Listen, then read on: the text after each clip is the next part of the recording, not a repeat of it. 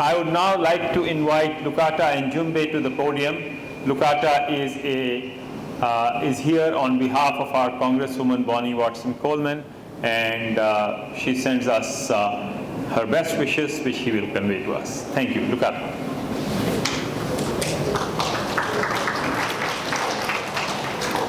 Thank you. I will be very brief because since the beginning of Ramadan, and I greet you in the words of peace. Assalamu alaikum. I've been fasting in solidarity with the Ummah, with the Muslim community. So I know how difficult it is to get up very early in order to try to make sure that you eat and to have enough to drink and then to make it all the way through the day. But on behalf of the office and on behalf of our Congresswoman Bonnie Watson Coleman of the 12th Congressional District, and I serve as her faith policy advisor, I just want to greet you and to say that oftentimes when we speak of peace, and it is a blessing and a privilege to be here with Muslims for Peace, it is turned into a slogan. We put up two fingers, we say peace. We go to rallies and we say no justice, no peace. But what we must know as brothers and sisters, as Muslims and Christians, as Sikhs, as Hindus, as Jews, as those who come from multiple faith traditions of Buddhism and non-faith traditions, that in order for us to truly know justice, K-N-O-W, to know justice, we must K-N-O-W, we must know peace. And this is how we begin to know peace. We sit with one another. We listen to one another. We break fast and break bread with one another. We encourage one another. We show up for one another in times of crisis. So on behalf of Congresswoman Bonnie Watson Coleman's office, someone who has called upon the Biden administration to use diplomatic means on behalf of Palestinian and Muslim protesters in Jerusalem at the Al-Aqsa Mosque, someone who stands up on a regular basis and listens, not only when it's the overseas and the global phenomenon, but we know that we have to K-N-O-W peace right here within our communities. And so I welcome you, and I welcome Muslims for Peace, that when there are challenges, when there are difficulties, when there are contradictions, whether they be in terms of immigration, whether they be in terms of educational challenges, whether it be in terms of treatment based on faith, that we are here to stand with you and for you, and like my brother said, to eat with you when the sun goes down. Ramadan Kareem.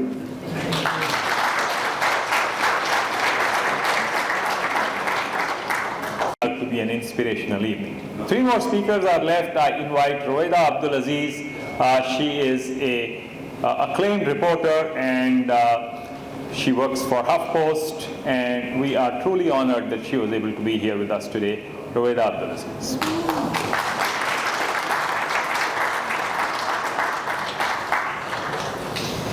Thank you all. Assalamu alaikum. I feel like we're on a marathon here against the clock, and as a fasting Muslim, we are on a marathon, so I will try to keep this brief as well.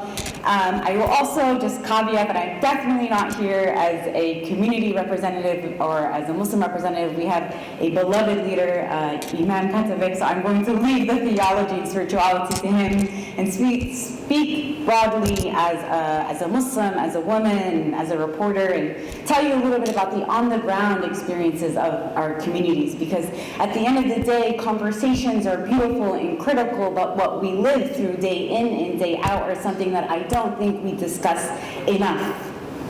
And so when I think of the term peace, it's a little ironic to me, granted the coverage of the Muslim community. And you don't need to be a journalist to know this, that the majority of coverage of Muslims in Islam and media is not so peaceful.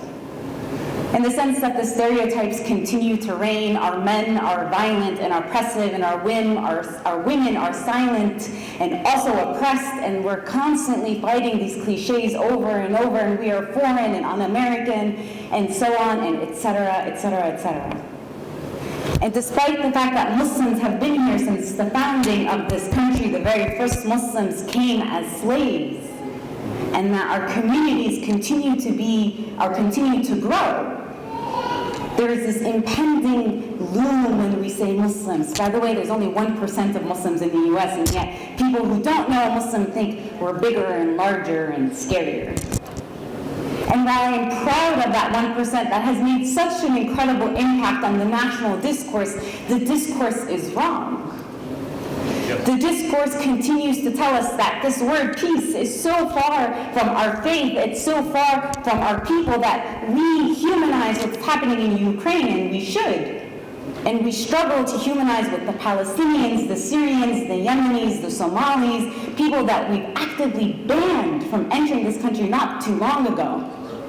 Policies that we have put informants in our mosques, that we surveilled our men on planes, and God forbid you spoke a different language in a shop, right, and then you had a cop called on you, and if you are a woman, Lord, have mercy on your experiences. Hijabs that have been pulled, students that have been bullied, people that have been fired from jobs. These are just some of the stories that I've reported on, and people continue to tell me day in and day out, I can't catch up. How am I, one reporter, supposed to cover a community of billions around the world? One that doesn't even have a majority race. In fact, the largest growing Muslim American population is the Latino Muslim population, and yet we equate Islam with Arab or South Asians, and the conversation ends there. And so I encourage us to break out of those binaries. It's not good Muslim versus bad Muslim. It's not a few bad apples, but a lot of good of us. It is a complex, gray, and nuance allowed to bring back the humanity and the dignity and the complexity to each and every single one person that belongs to this faith community, because we are a diverse faith community, not just in race, but in thought and in action, etc., etc. And so I challenge those news stories, and a previous speaker said here, perhaps we don't pick up the newspaper. Please pick up the newspaper. Amen. Keeps people like me employed. My salary is nice, but the conversation is certainly more important. And I just wanted to give one quick head nod to our women.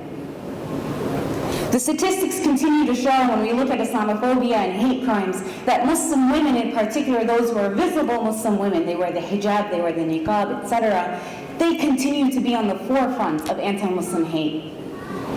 They're the ones who are discriminated against just getting coffee at Starbucks, or whether they're applying for schools or simply walking down the street. They are the ones who are actively being gunned down because they chose to wear a symbol of their faith day in and day out, because it brought them closer to their faith. That is a deeply embedded spiritual experience that somehow has become a politicization nowadays. That people want to put labels on our women because that's what we are used to be doing. That's what the media tells us to do. That's what the political narrative tells us to do. And yet, to not make it all doom and gloom, because my industry is all doom and gloom, so that's what I tend to cover. What I like to hold on to is not moments like this one, but the statistics that back up the moments like this one. That the Pew Research Center said that the majority of Americans still don't know a Muslim personally. And if they didn't, they tend to have negative views of Muslims. But the studies show that if you did know a Muslim personally, they hold highly favorable views of Muslims. And that itself is telling to me. It also is telling to me that despite the fact that Muslim women continue to bear the brunt of Islamophobia, the intersection of misogyny and hate, and God forbid you're a black Muslim woman, and racism, etc., that they continue to not just keep their head above water, but they are striving. Muslim women were more likely to be in solidarity with other faith movements and non-faith movements. They are the leaders who are organizing events like this one. They're the ones who are taking actions not just in their home with their children and their spouses, but in their communities locally, etc. And that they were more likely to seek higher education degrees than their male counterparts. And that they were more likely to not change their physical appearances despite the myriad of challenges that they faced. So I really implore us when we're having these conversations to acknowledge the complexities and the nuances, but also to give credit where credit is due. It's not that the Muslims are not speaking loud enough, it's who isn't listening.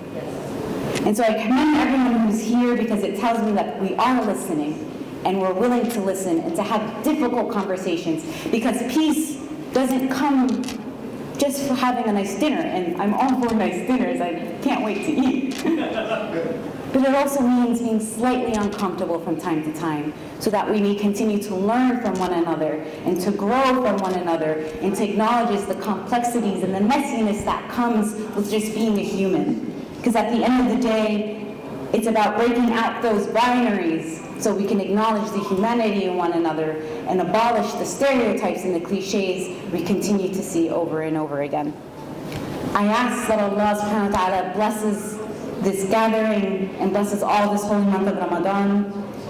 May our hearts find comfort, our souls find nourishment, and our communities truly find a sense of stability and peace. Thank you all.